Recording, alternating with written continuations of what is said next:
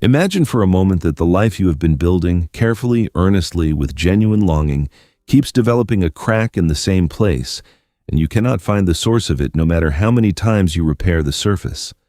There is a particular kind of anguish in recognizing your own fingerprints on the wreckage, in watching yourself pull away from exactly the thing you said you wanted, as though some deeper current had other plans. That pattern isn't merely weakness or fear of commitment or a character flaw you could simply decide to outgrow, but a signal from a part of you that was never allowed into the life you were trying so carefully to construct. What if the part of you that keeps wrecking everything is not your enemy at all, but the most honest voice you have, the one you buried so long ago you forgot it was yours? Beneath the surface of every collapse, something moves like a rip current beneath calm water, invisible from above, pulling you steadily away from the shore you were swimming toward, not out of malice, but out of a need so long unmet it has forgotten how to ask politely. By the end of this journey, you will not only understand what the wrecking actually is, where it comes from, and what it is trying to say, but the final revelation, the one waiting at the very deepest layer of this question, is perhaps the most disorienting and liberating thing you will encounter about yourself. To understand why that wrecking impulse feels so alien and yet so intimately yours, you need a precise map of what Jung actually meant when he named the shadow, because the word gets used loosely, and looseness here costs you something important. The shadow, in Jung's framework, is not simply your bad side or your dark mood on a difficult afternoon. It is the sum of everything the psyche decided was unacceptable during the long, careful project of becoming someone others could love, approve of, and keep close. Every trait that was shamed out of you, every desire that was met with silence or correction, every quality that felt too much or too wrong for the room you grew up in, those did not disappear. Jung wrote that the shadow is the thing a person has no wish to be. This means it is not random darkness, but a precise negative of the self you chose to show the world, holding everything the chosen self left behind. There is a texture to self-sabotage that you would recognize the moment it is described, even if you have never found words for it yourself, a particular sensation that arrives not at your lowest moments, but precisely when things are going well, when the threshold you have been working toward is finally within reach. Something shifts, almost imperceptibly at first, like a small internal weather change, and then the familiar collapse begins. The conversation you ruin, the opportunity you let expire through inaction, the relationship you slowly dismantle through behavior you cannot quite explain, even to yourself. And the most confusing part, the part that ordinary explanations of laziness or fear cannot account for, is that you often watch yourself doing it, as though from a slight distance, aware and unable to stop. What is the nature of that watcher? And what is it actually protecting so fiercely that it would rather collapse the whole endeavor than let you cross the threshold unguarded? This is the question the shadow has been trying to answer all along, and that answer, when it finally arrives, is stranger and more generous than you might expect. What you've just recognized, that the wrecker inside you is not random noise, but a pattern with a shape, a signature, almost a logic of its own, is already more than most people ever allow themselves to see. And yet recognition alone leaves a question open, one that may be the most disorienting of all. If this pattern has been with you long enough to have a signature, what has it been trying to do all along? And why has it chosen your most precious ambitions of all the territory available to it as the ground it returns to again and again? The most unsettling answer is still to come. Stay with us as we turn the saboteur around and look at what it has been carrying for you. Here, at last, is the answer to what the wrecking actually is, and it is not what it appears to be on the surface. The shadow does not stay hidden inside you. It travels. It finds faces, situations, and strokes of bad luck to wear like a costume, so that what is actually an odd interior movement feels entirely external. Jung observed that everything that irritates us about others can lead us to an understanding of ourselves. This means that the colleague whose arrogance makes your jaw tighten, the partner whose avoidance you find intolerable, the circumstances that seem to conspire against you at precisely the wrong moment. These are not separate from you, but are projections of the very energies you have disowned. Imagine standing in a dark room lined with funhouse mirrors, where every face that infuriates you is your own face distorted, thrown back at you from the glass, unrecognizable only because the angle has shifted. You rage at the reflection without knowing you are the source of the image, and so the saboteur inside you remains unchallenged, protected by the certainty that the problem lives out there, in them, in the timing, in the world's indifference to what you deserve. How often do you find yourself rehearsing the story of why something failed? And how often does that story require someone else to be its villain? And what if the intensity of that need to locate the fault outside yourself is proportional to the size of what you have not yet been willing to see? The story of Gilgamesh, the great king of Uruk, is the oldest written epic humanity has preserved, etched into clay tablets more than 4,000 years ago. And at its center is not the hero's triumph, but his encounter with the one who almost destroyed him. Enkidu was everything Gilgamesh had refused to be, wild, untamed, rooted in the body and the earth rather than in the palace of the constructed self.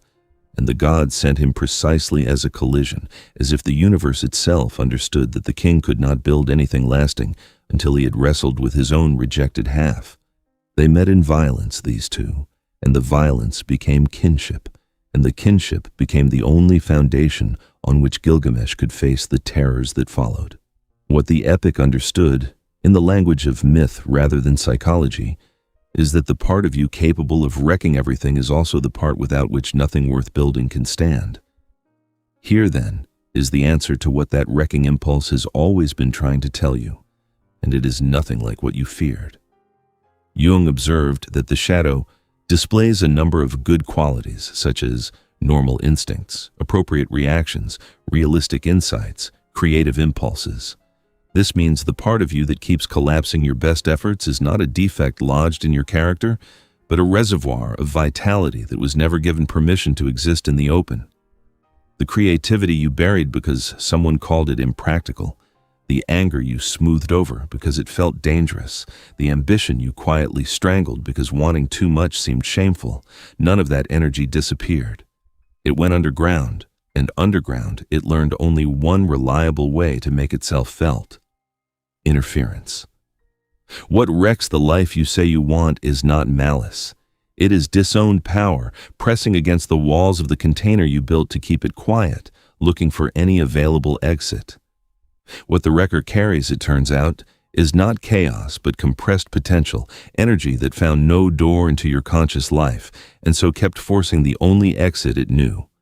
And that raises a question far more unsettling than anything explored here so far.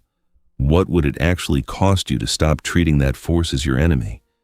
And what would it demand of you to meet it instead, to sit down across from the very part you have spent your life trying to outrun? The most demanding territory is still to come. Stay with us as we enter what integration truly requires of you, and why it asks something most people quietly resist. There is a word Jung used for this movement toward wholeness, individuation, and it is worth pausing on what he actually meant by it, because what he did not mean matters just as much. He did not mean the removal of the shadow, the erasure of the parts that have been doing the wrecking. He meant something closer to incorporation, the drawing of those disowned energies into conscious life, where they can finally move with you rather than against you. Jung wrote that the shadow is not the whole of the unconscious personality, but rather represents unknown or little-known attributes and qualities of the ego. This means the shadow is not some alien force grafted onto you.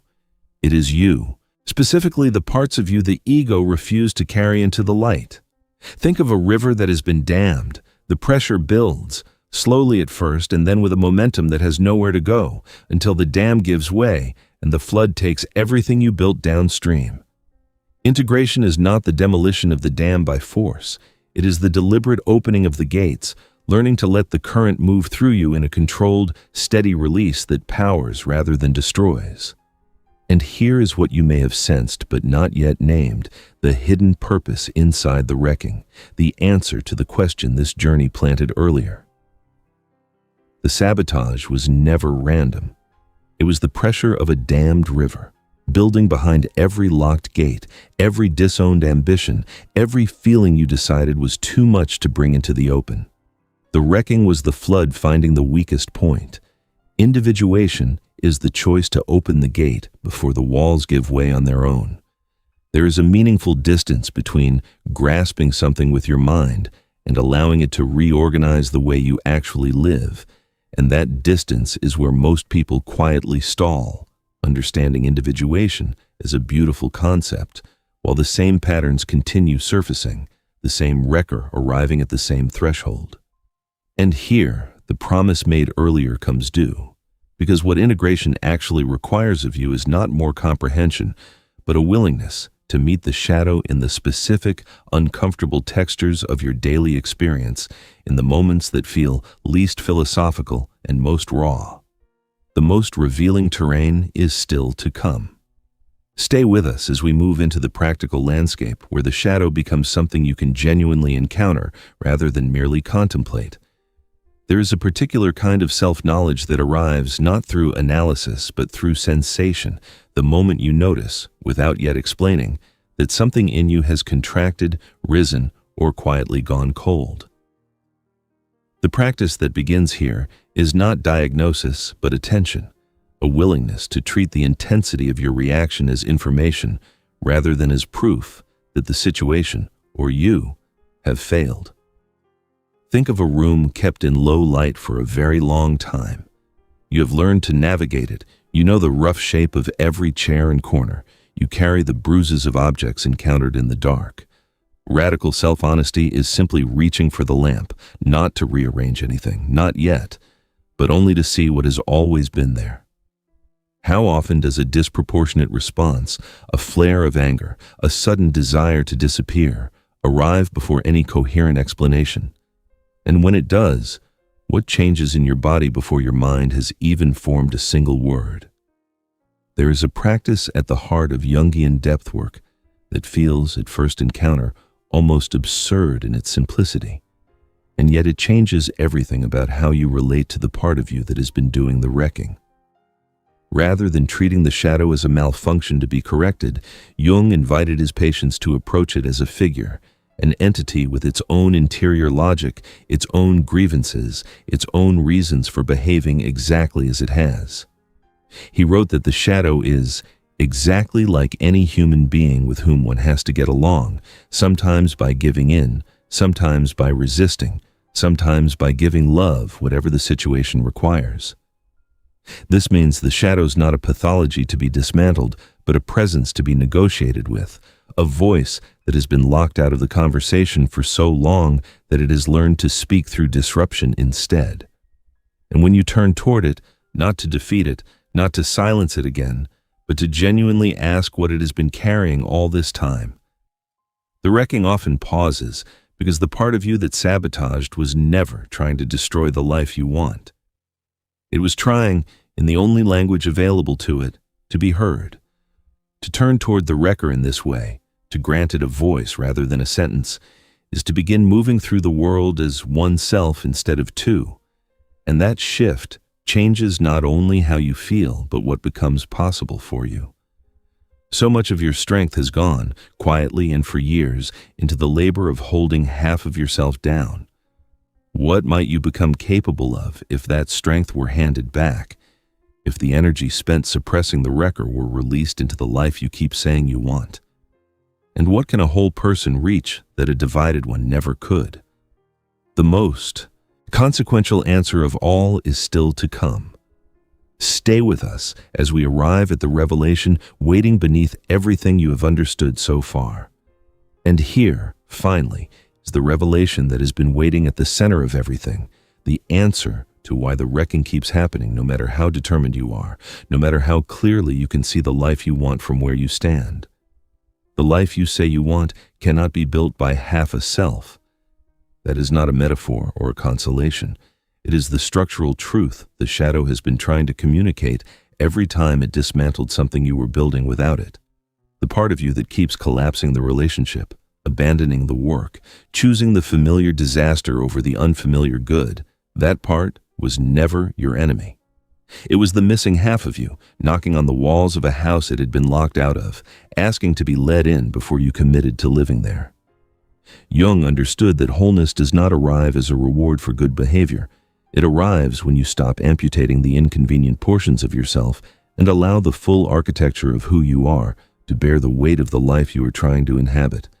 And this is what a whole person can reach that a divided one never could. Not a different life, but this same life finally made able to hold, because the force that kept tearing it down is at last part of what sustains it. And when that integration moves through one person, when even one human being stops projecting their shadow outward and begins listening to it inward, something shifts in the spaces between people, in the texture of every relationship they touch, in the quiet permission their example gives to everyone watching. The wrecker was always the architect in exile. If any of what has moved through this exploration has stirred something in you, a recognition, a resistance, or perhaps a question you have never quite let yourself hold, I invite you to share your thoughts, your reflections, and your questions in the space below. What has this exploration revealed to you? What part of the wrecker felt, for the first time, like something worth listening to rather than fleeing? Your reflection, offered honestly, may be exactly what someone else needs to take their first step toward the wholeness that has always been waiting. Thanks for looking.